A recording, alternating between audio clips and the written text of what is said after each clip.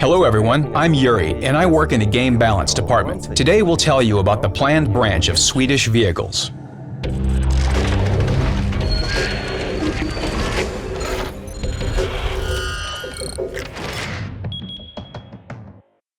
It may seem strange, but Sweden, despite being a small country, has been very prolific in creating unique and interesting vehicle models. During our research, we realized that there could be a branch of heavy tanks, several branches of light and medium tanks, depending on what is needed, an artillery branch, and 2 branches of tank destroyers. All vehicles are interesting and unique in a varying degree. Some of them have unique gameplay and an original appearance that may be interesting for many players. For now, we will add the vehicles that are the most interesting for a wide audience. They are the branch of medium and heavy tanks, and the branch of tank destroyers. The TD branch is crowned by a vehicle that is famous among tank fans, the STRV-103B. One of the main features of the Swedish TD branch is that these vehicles can adjust their gun traverse and elevation by using their hulls. You will be able to raise and lower the hull due to the hydropneumatic suspension. The Tier 8 vehicle will be able to aim using both its original elevation angles and its suspension, raising or lowering its hull. The peculiar feature of the Tier 9 and 10 vehicles is that their gun is sealed into the hull, so the gun traverse and elevation are performed only by hull traverse and raising or lowering the nose. The gameplay feature of these vehicles is that they will have 2 modes, travel mode and firing mode. In its basic mode, the vehicle is able to roll and turn. It can fire, of course, but the dispersion is very high.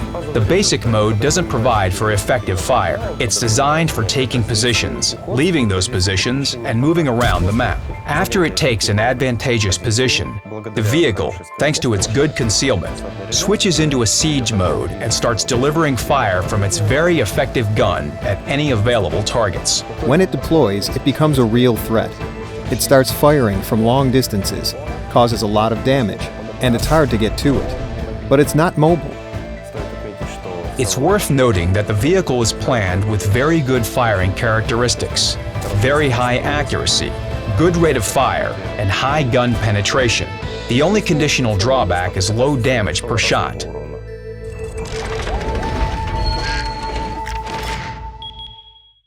To switch into the siege mode, you need to press a special button. The time of deployment will be adjustable, depending on the vehicle. Some vehicles will deploy in 1 to 2 seconds. Some will take a bit longer. After switching from one mode to another, you switch into the siege mode. So you can aim up and down with your mouse with the help of hydropneumatic suspension. It changes the vehicle collision model itself and allows you to aim vertically with the help of the hull.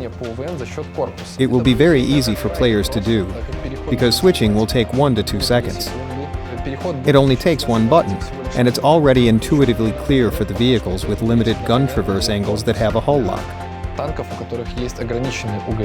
So, for an experienced TD driver, there won't be many drastic changes, but the first important change is that you will now need to press the X key, because previously it wasn't necessary. You could just roll up and deliver fire without pressing it. And another change, possibly considered a drawback, is that you need time to switch into this mode and back.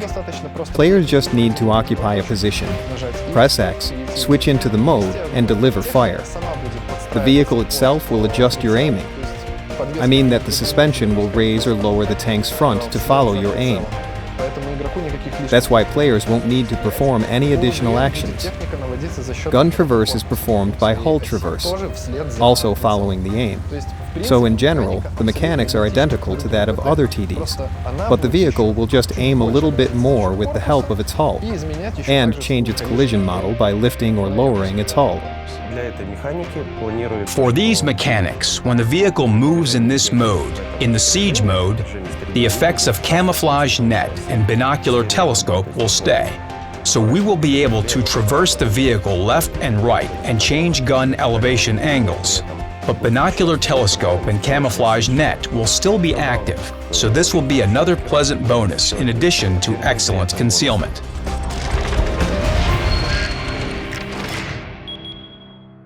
Also, in the siege mode, the vehicle will be able to change the slope of the upper glacis plates that will allow players, if they are skilled enough, to use the hull to deflect shells and avoid damage. Or just move away from the position, depending on what's more advantageous and convenient for the player. This is an interesting feature, because the vehicle is able to change its position significantly, and this can influence its protection.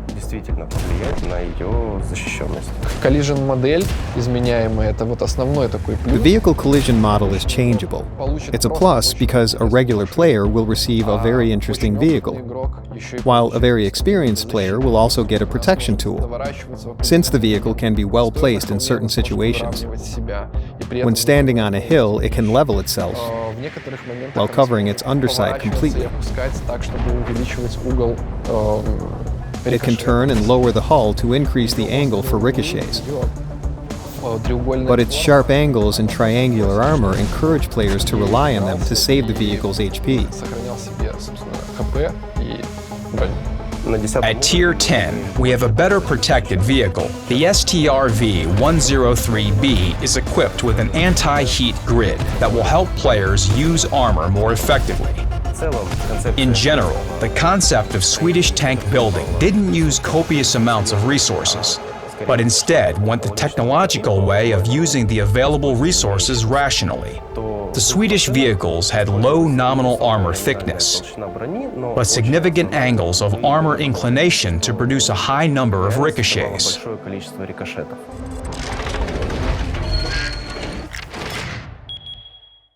Talking about the branch, or even the nation in general, we should point out the nice, fairly convenient penetrating guns of slightly low calibers and good dynamics, which many players like, and the ability to occupy good positions first and leave them first as well. If we talk about the 103B, I agree with everything said before. You can add the game mechanics of a siege mode, when a vehicle can't move but delivers fire more effectively than any other vehicle. And of course, it has almost outstanding concealment for such a high vehicle tier. Usually, the higher a vehicle's tier and size is, the worse its concealment is. But concealment of this vehicle is about the same level as that of low-tier vehicles. Players will be able to use it very effectively.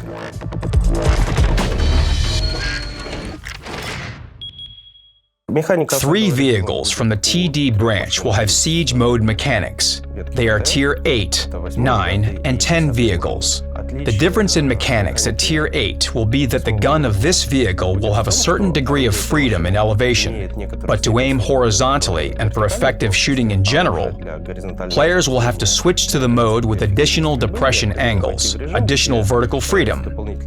This TD will prepare players for the fully fixed gun. То есть эта машина как бы будет немного подготавливать игрока к полностью зафиксированному орудию. This is a brand new mechanic. Firstly, it's calculated by our new physics, so all this happens on the server. Secondly, the gameplay on this vehicle will change from battle to battle depending on how the player uses it. Some players will use it just to deliver fire. Others will put the vehicle hull higher or lower in emergency situations to cover its lower or upper glacis plates and protect it from penetration. There are plenty of opportunities.